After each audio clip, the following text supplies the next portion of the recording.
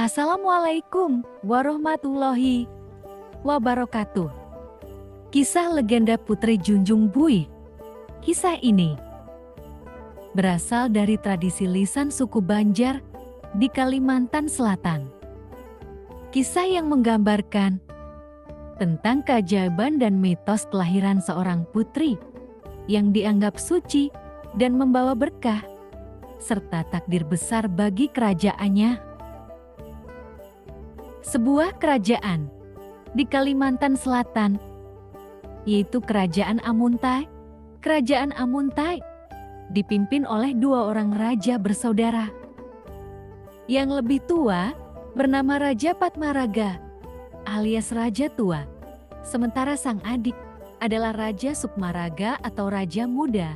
Hidup mereka berdua dan para istrinya sangatlah rukun serta damai. Meski kehidupan mereka sangat damai, tetapi kedua raja tersebut merasakan kekosongan di setiap hari-harinya karena keduanya belum juga dikaruniai momongan hingga waktu yang cukup lama. Raja Muda Sukmaraga adalah seorang raja yang punya semangat dan tekad kuat. Raja Sukmaraga tidak pernah menyerah dalam usahanya. Suatu malam, ketika Raja Sukmaraga tidur, dia mendapat petunjuk untuk pergi bertapa ke suatu tempat di sebuah pulau di dekat kota Banjarmasin.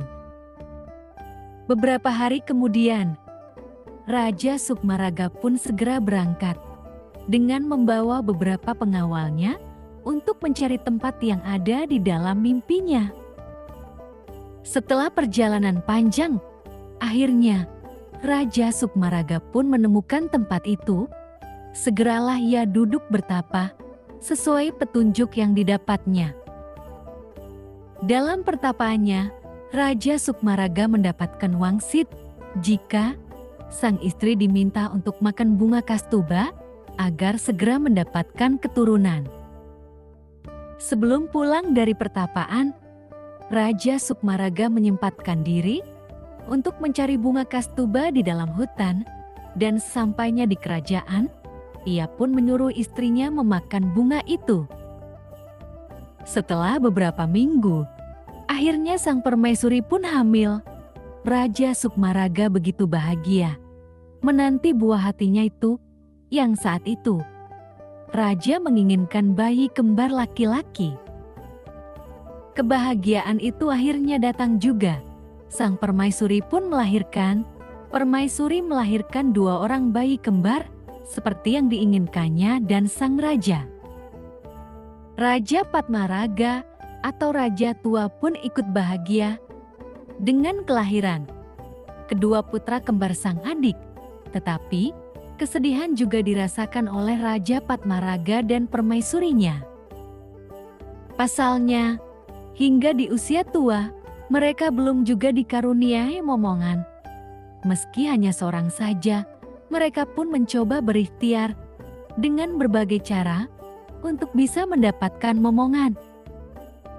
Setiap hari, setiap malam, tak pernah sekalipun terlewatkan Raja Patmaraga dengan permaisuri duduk bersimpuh meminta kepada dewa serta Tuhan Yang Maha Esa untuk segera diberikan momongan. Raja Patmaraga beserta permaisuri setiap hari mengumpulkan rakyatnya di dalam kerajaan untuk ikut mendoakan agar segera dikaruniai momongan. Karena merasa putus asa, suatu ketika Raja Patmaraga pergi ke tepi sungai untuk merenung dan berpikir. Dalam perenungannya, seolah sang raja mendapat wangsit jika ia harus bertapa di Candi Agung yang letaknya di luar kerajaan Amuntai. Setelahnya, Raja Patmaraga pun kembali pulang. Lalu, beberapa hari kemudian, ia pun pergi menjalankan wangsitnya untuk bertapa di Candi Agung hingga sang raja mendapatkan petunjuk. Raja Patmaraga diberikan petunjuk jika dalam perjalanan pulangnya nanti, ia akan mendapati sebuah sungai yang deras arusnya serta berbuih banyak. Di sungai itu, sang raja akan mendapatkan apa yang dimau, dan benar saja saat Raja Padmaraga berjalan pulang, ia melewati sungai yang ada di petunjuk yang diberikan kepadanya. Saat melewati sungai itu, tanpa sengaja, ia mendapati seorang bayi mungil yang terapung di atas buih-buih sungai itu. Raja Padmaraga pun mendekati lalu mengambil bayi itu dan menggendongnya. Sang raja melihat ke kanan dan ke kiri untuk memastikan bayi siapa yang ia temukan.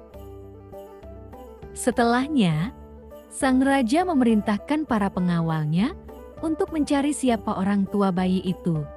Tapi ternyata pengawalnya pun tidak menemukan siapa orang tua bayi tersebut. Tanpa berpikir lagi, dan karena kasihan, akhirnya Raja Padmaraga menggendong bayi itu untuk menolongnya dan membawanya pulang ke istana.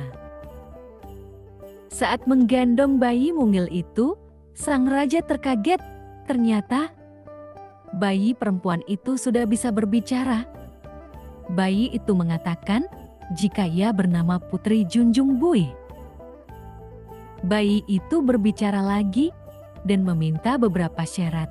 Sebelum sang raja membawanya, ia meminta ditenunkan selembar kain dan selimut dalam waktu setengah hari saja.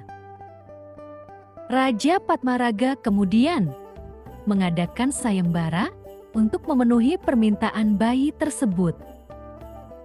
Sayembara ini dimenangkan oleh Ratu Kuripan, seorang wanita yang pandai menenun dan memiliki kekuatan gaib. Ia berhasil menyelesaikan tenunannya dengan sangat indah dalam waktu singkat. Sebagai penghargaan, Raja Padmaraga mengangkat Ratu Kuripan menjadi pengasuh Putri Junjung Buih.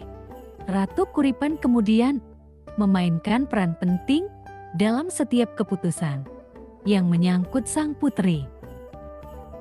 Putri Junjung Buih tumbuh menjadi seorang gadis yang cantik jelita dan memiliki kecerdasan yang luar biasa. Kehadirannya membawa berkah bagi kerajaan. Perangai Putri Junjung Buih sangatlah baik hati dan bijaksana. Ia tidak pernah membedakan antara yang miskin dan yang kaya, dengan rakyat kerajaan dan rakyat jelata. Putri Junjung Buih juga sangat dekat dengan binatang. Ia sering bermain dengan hewan-hewan di sekitar kerajaan, baik hewan peliharaan ataupun hewan liar. Kebaikan Putri Junjung Buih sangat terkenal sampai ke negeri lain, hingga ia dipercaya untuk memerintah kerajaan Amuntai menggantikan sang ayah, yaitu Raja Padmaraga. Cerita rakyat ini menyelipkan sebuah amanat dan pesan moral di mana seharusnya setiap orang selalu sadar dan mengetahui derajat, kedudukan, dan hak sosialnya. Wassalamualaikum warahmatullahi wabarakatuh. Jangan lupa subscribe dan like ya.